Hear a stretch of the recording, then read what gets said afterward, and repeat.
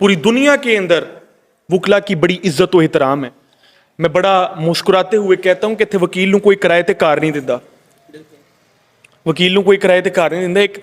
ایک مجھے بندہ کہتا ہے کہ میاں صاحب تہاڈا ویاہ نہیں ہویا.